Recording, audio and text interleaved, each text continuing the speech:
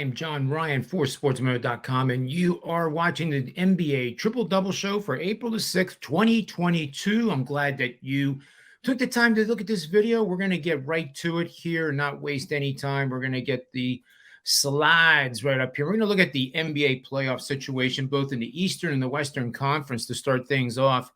The Eastern Conference is starting to sort itself out a little bit more clear right now with Miami in the driver's seat for the number one seed in the NBA playoffs.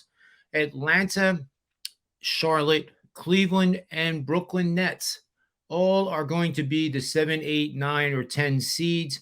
Cleveland and Brooklyn could switch spots by the end of the weekend with the regular season ending on Sunday. Most of these teams have 3 games to go. Some still have 4, but the majority of them have 3 games to go, and the season concludes on Sunday. So with that said, you can see that the Atlanta Hawks are 41-38. They would take on the Charlotte Hornets and also the Cleveland Cavaliers, who really have no realistic chance to catch the Chicago Bulls, who are the 6th seed currently. They would play the Milwaukee Bucks if the season had ended today or yesterday. So either Cleveland or Brooklyn will be the 7 or 8 seed, in my opinion, and it really doesn't matter because the winner of the 7-8 game advances as the 7 seed in the playoffs. And wouldn't that be something if the Nets won and the Sixers here could win out? They have to play Toronto, the Toronto Raptors in a huge game. Then they play back-to-back days against the bottom, the cellar dwellers. I don't know what else to call them. It would be the Pacers again, who they beat last night. They were up by 26 in that game and unfortunately didn't cover the spread, losing by the hook, which was my $2 Tuesday bet. So apologies there. I know we were on the right side, though. I still stand by that play as being a good one, but sometimes it just doesn't work out. And after all, we move on to today now, and Wednesday is what matters. So the Sixers would end the season with the Detroit Pistons, who are playing pretty good ball right now, but I have to question, that matchup. I wouldn't be surprised with the Sixers playing at home that could approach 20 points on Sunday. It all depends on how everything lays out, but wouldn't it be nice with the rumors circulating around Ben Simmons coming back for the playoffs that the number 7 seed would be Brooklyn and the number 2 seed would be the Sixers? Boy, that would have excellent ratings for the NBA, and I can't not believe that the NBA wouldn't want to see that matchup as a first rounder. That would certainly get everybody's attention that is paying attention to NBA basketball.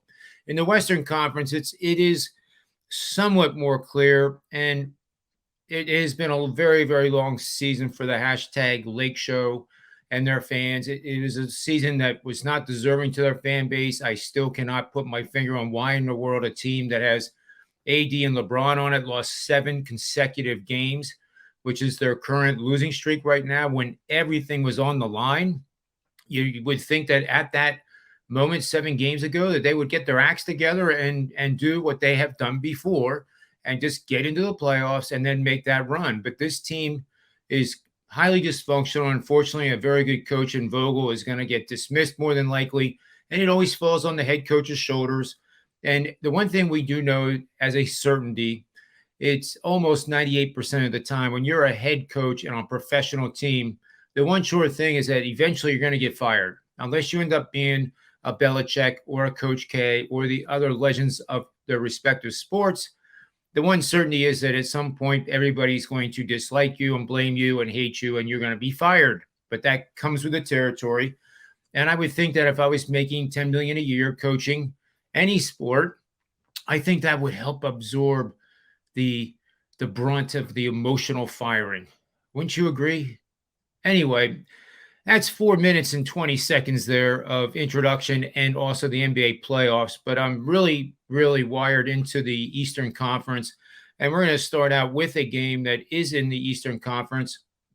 And it is the Brooklyn Nets taking on the New York Knicks. The Knicks have absolutely nothing to play for. However, they are coming off a 30-point win over the Orlando Magic, who are one of the worst teams in the NBA. So don't get carried away with that 30-point win. That just is one of the things that happens at the end of a season.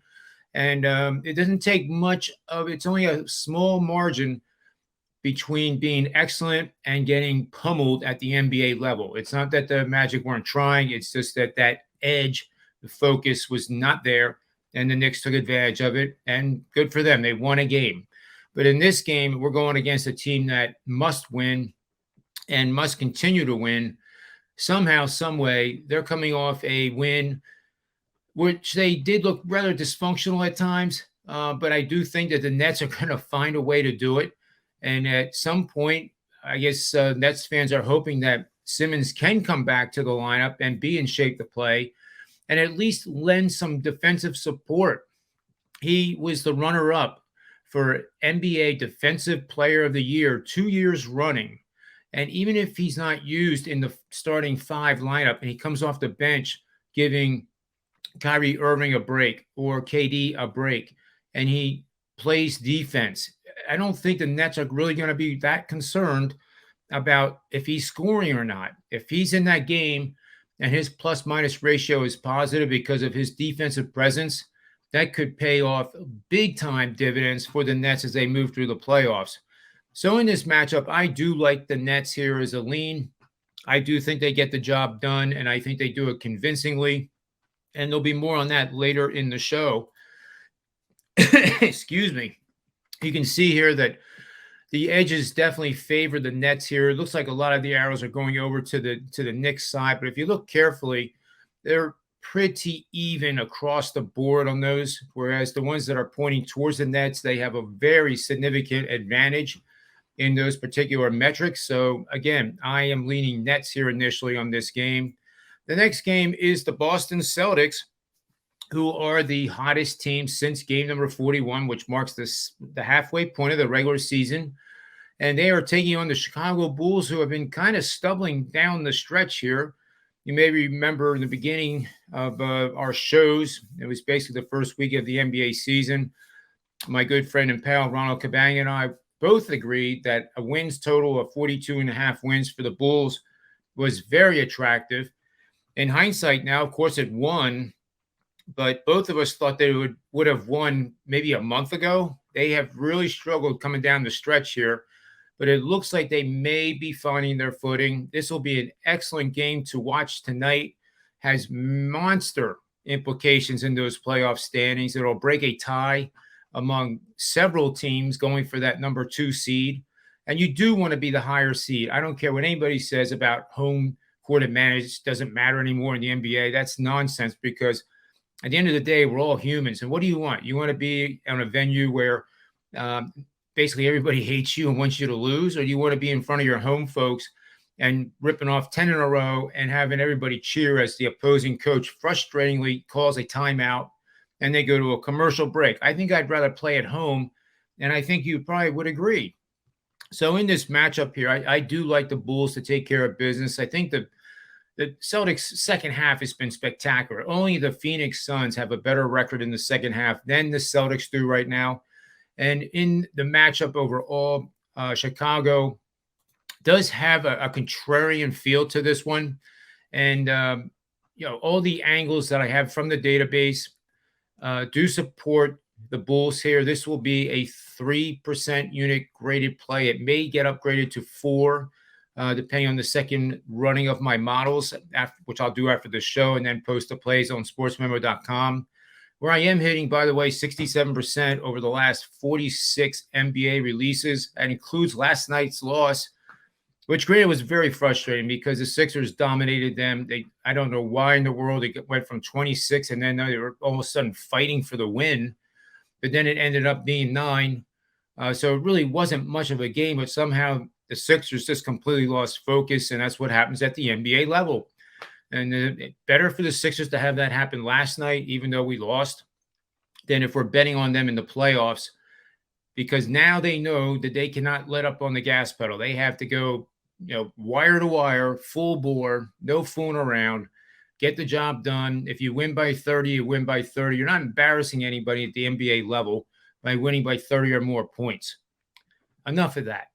So let's get back here to the slides, and you can see here again, the Celtics look like they have overwhelming evidence with only 4 markers pointing towards the Bulls.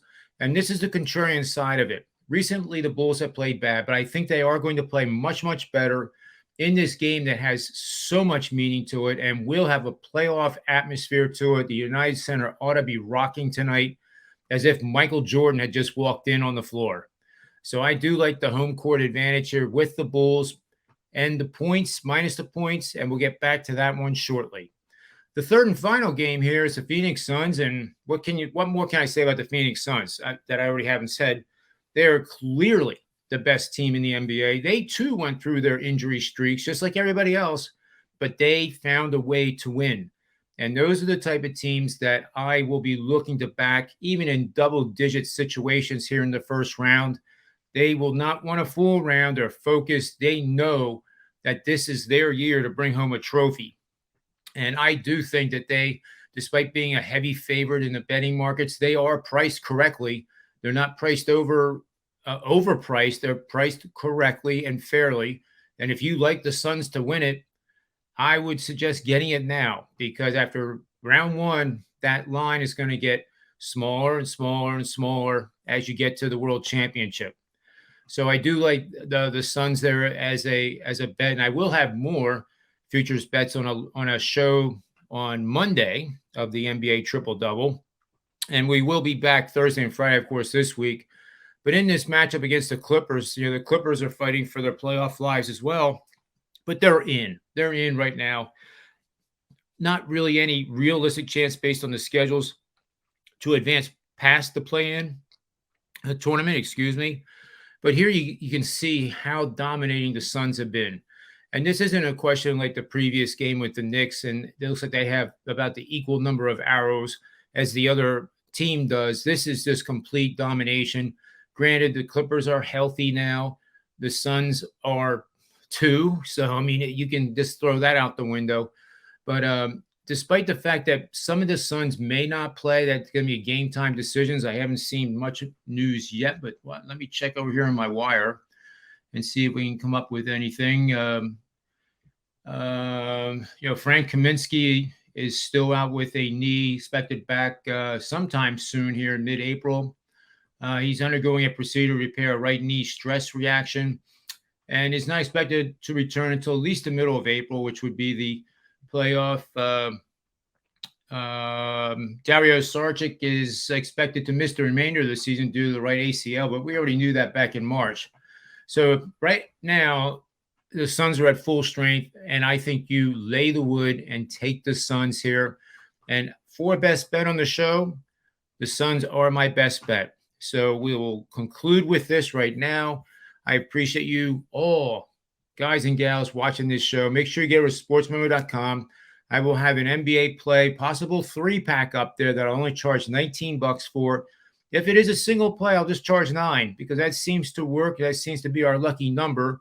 When I do charge $9, it just seems to me that we win. But we are winning at a very high rate of 68%.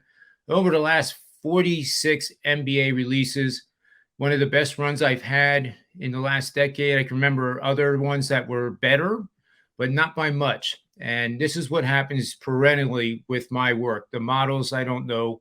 I can't give you the reasons why precisely. Models get more and more knowledge of how the season's going, and then suddenly everything just falls into place. And yes, last night was disappointing. I felt like that should have won. I know you did too. But fortunately, it was only a $2 purchase, and I hope it encourages you to get a 3-day or 7-day subscription to cover you the whole week through the regular season and then the beginning of the NBA playoffs. And SportsMemo.com does have an NBA package up for me for the NBA playoffs and including baseball regular season that starts tomorrow. And that arguably is the most profitable sport that I do.